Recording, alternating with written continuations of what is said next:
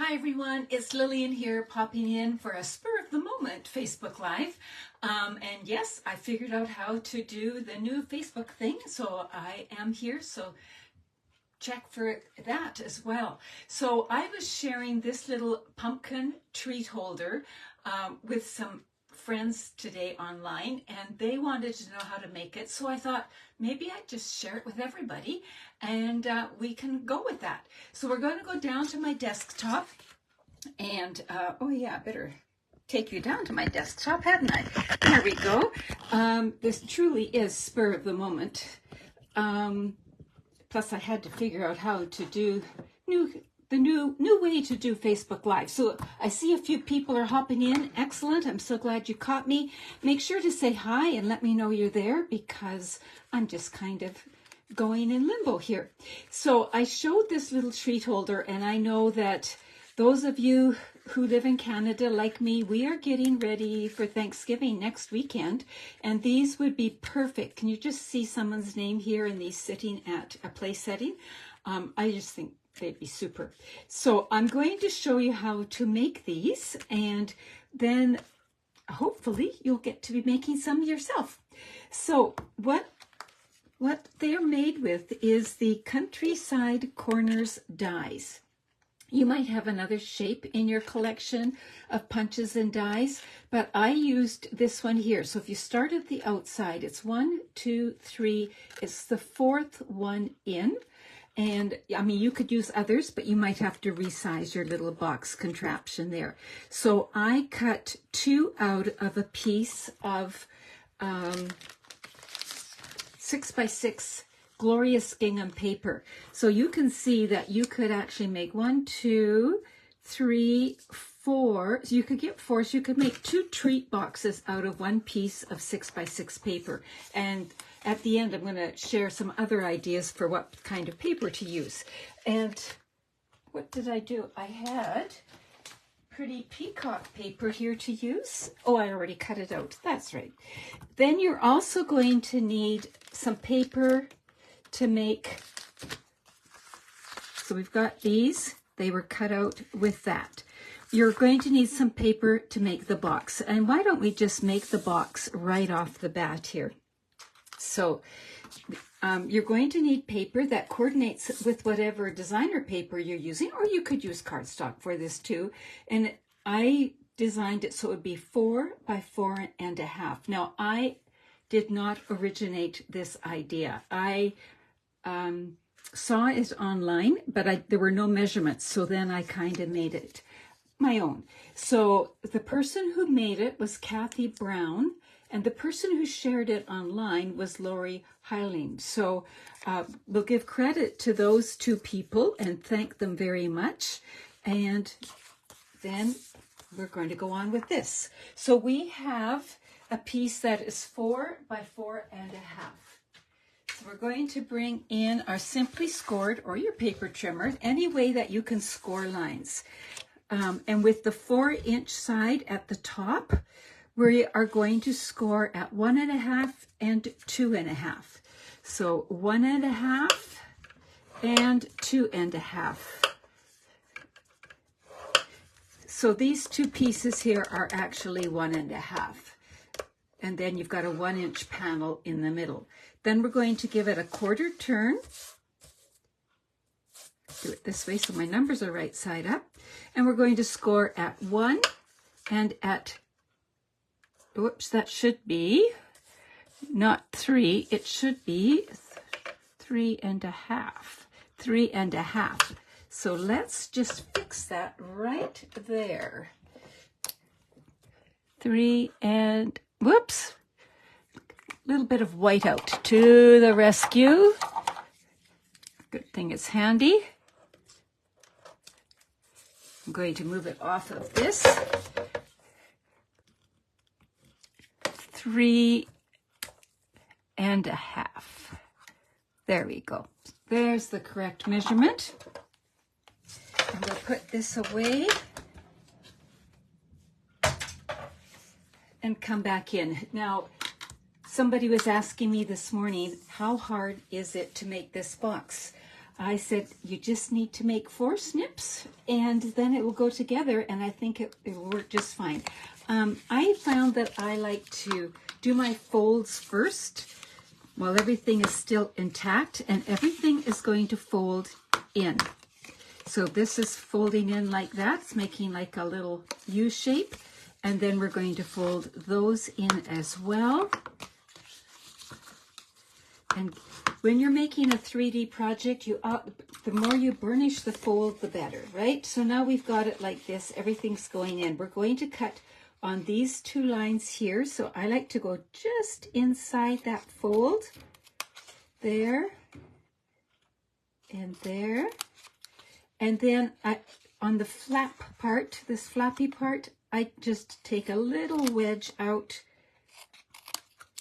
It just makes it easier to form a square bottom on the box. So if you make many boxes, you find that that is a little trick to making things go smoothly. So we're doing the exact same thing on this side, on the opposite side. There. So you don't have to take much out, and it doesn't have to be pretty because it's all going to be hidden. So now it should be looking like this. So you can see in the photograph here, that's where I blacked out those little wedge pieces there. So, not the photograph, my little diagram. Now we're going to make our box. Now you can use any number of things. You can use Seal Plus, you can use Terran tape, or you can use the liquid glue, whichever you like, but it needs to be a strong glue, and these are all strong glues. And I designed it so that you've got lots of wiggle room, so you don't have to worry about the tape going off the edge. So this is going to go in there. So I've got tape on the flaps here, and then while I've got it out, I'm going to put some tape on the opposite ends here. The other end doesn't matter, and it doesn't matter which ones you do. It's totally up to you. So now we're going to bring the one that has no adhesive over and just line up the bottom edges there so they're nice and square, and press. You see how you've got that happening there? We're going to do the same here. Just put that back a bit. So I don't know if you noticed, this was getting in the way, so I just folded it back. It's no big deal. So now we're just going to bring this other side up, line up the edges, give it a good press, and do the same on this side. And now we've got a little box that's going to hold something. So this principle works for all kinds of different shapes, but we're going to do it with this one here. So we're going to put that to the side, and we're going to do something with one of these right now. I wanted to put the stem on here so that the join was hidden in between there and it was just looked tidier, I thought. That was my thinking. So I could have freehand cut the stem, but I started to look at some of my dies and I thought, what would make a good stem? And I looked at Gorgeously Made, and there's this shape right here, and it makes a great stem, but you only need half of one. So you can see I cut some out like that, and then I thought, well, I think they need a little texture. So then I put a whole bunch in the Timber 3D embossing folder, because I am making these for my Thanksgiving table, and we'll just take one of them out right now. The others are going to be good to just wait, and we are going to cut it approximately in half. Doesn't really matter just where you cut it.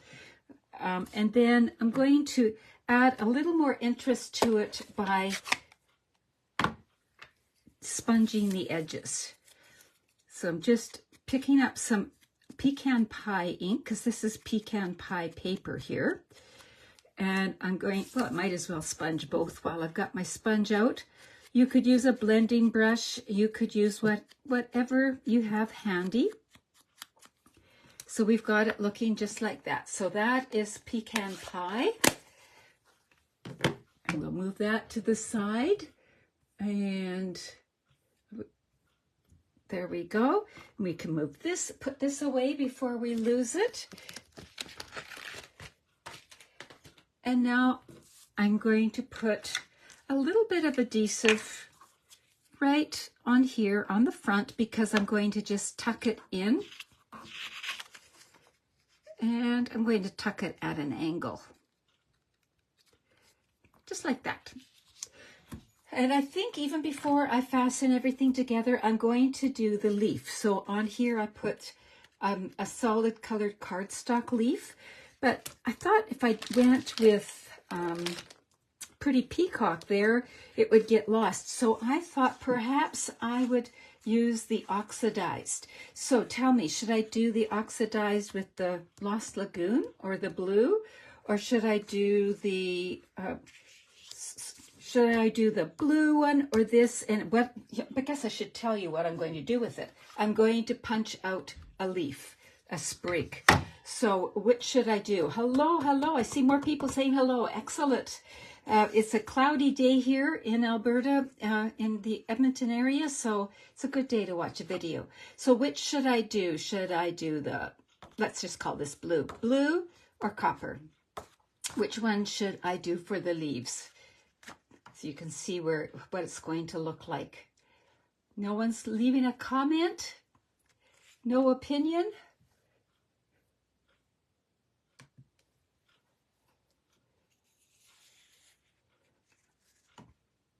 What do you think? Blue? Copper. This one here, Polly? Do you think that one? Let's go with that then. Okie dokie, that was the first one I saw. So we're going to, all we need is the leaf, but I'll just punch out the other. I'll use it on another project. There we go. So we've got it like that. Oh, that's pretty paper. And what I'm going to do with this is put it on here, and I don't need it as tall as it is. So I'll just snip off some of this. There we go. And I'm going to put just a bit of adhesive on a couple of the leaves and just a tiny bit there, barely touching it down and putting it on here like that. So that way the rest of the leaves, and in fact I could have even curled them if I wanted, I could still do that. We could go like that. You see you've got the dimension there. Actually, I like that. I think I'm going to just gently bring in my bone folder and do a little bit more curling. There we go. Looks a little more interesting than flat, right? We'll worry about the tag and the bow in a minute. So now what we're going to do is build our box. And remember that lately I've been remembering, it's not a new idea, but I've been remembering to use something with a lip when I want edges to be flush. So I'm going to put this here. I should have curled the leaves afterwards, but that's okay. And I'm going to put my adhesive on here, because if I put it on here, I wouldn't know exactly where to put it. But now this is up against the lip of that. So anything with a lip would work. This just happens to be on my desk. And we'll put that there. Stick our finger in. And look at how gorgeously flush that is. Just like that. Now we'll do the same on the other side. We'll bring this in. Good side down. Put a bit of adhesive there. Flip this over. Slide it in. And now I want to make sure that I've got it matched up this way too. Whoops. Jumped my lip. There we go. Let's see. I'm going to, while it's still kind of wet, does it need any adjusting? I think it's pretty good. Just like that. So there, we've got our basic little treat holder, and we're just going to finish it off. So now I'm going to stamp thank you on here, but I actually am going to make a bunch of these for our table for Thanksgiving, and I'll put people's names on here. But for today's video, I'm going to go with the stamp set that goes with the dies, gorgeously made, and just stamp thank you, because often when I have my classes, I have little treats for them. So this will work just perfectly to put in with an order or to have at a setting. So there we go. Again, I use pecan pie, so I brought that in, and we'll add a little bit of adhesive to the back of this. Oh, I meant to curl it. Let's see if I can do it without getting glue on me. Just adds a little bit of interest. There we go. We're going to put that down here and just hold it for a second. And then we'll bring in our linen thread.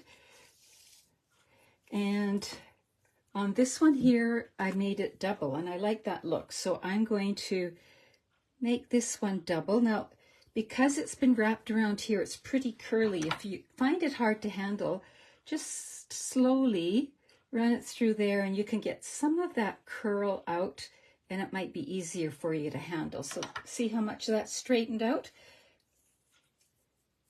There we go. So I'm just tying a bow, wrap it around. However you tie your shoes, just tie your bow that same way. Now it looks really wonky, but if you hang on to the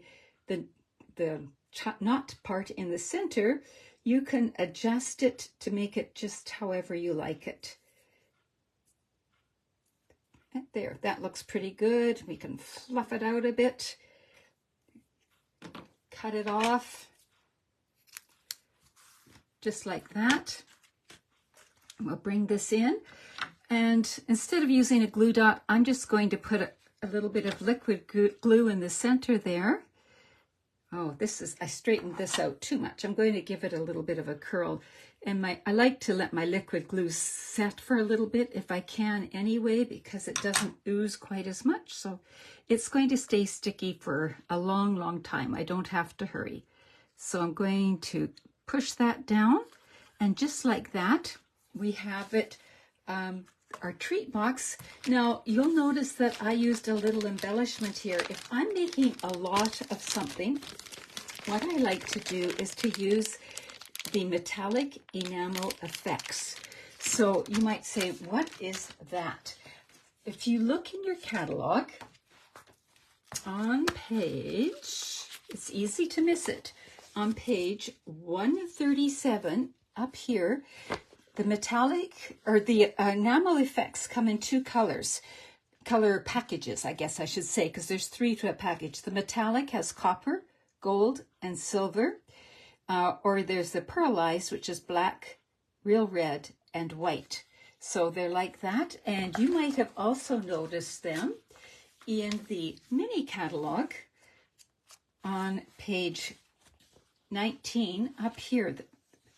That's what they use to put a whole bunch of decorations on these trees.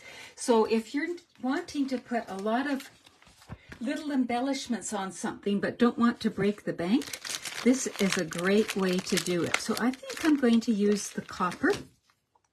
And the trick with this is to just use a little dot. So I'm going to use it straight up and down and squeeze just a bit to get it going, and then lift straight up. Oh, I was shaking.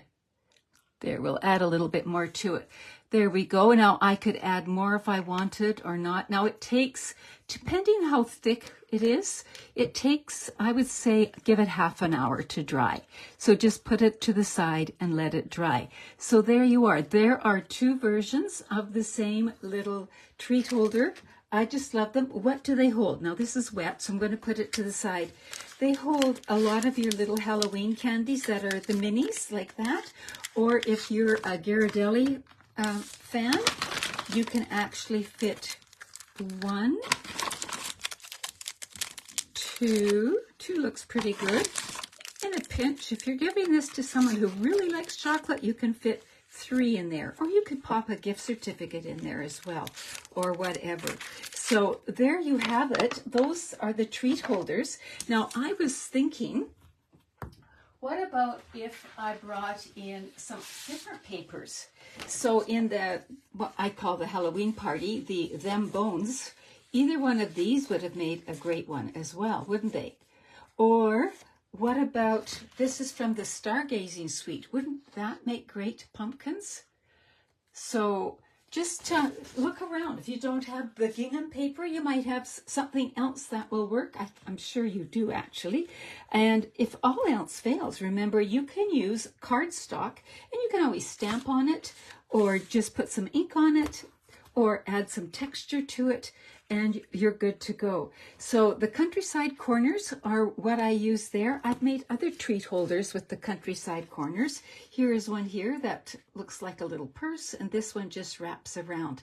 So hope that helps, and let me know if you make these. And if you do make them, I'd love it if you share a picture here. That would be so good. So let me know what you think of these, and have some fun this weekend, and happy preparing for Thanksgiving. Ooh, I like this paper. Good choice, Polly. Thank you. All right, take care, everybody. Bye-bye.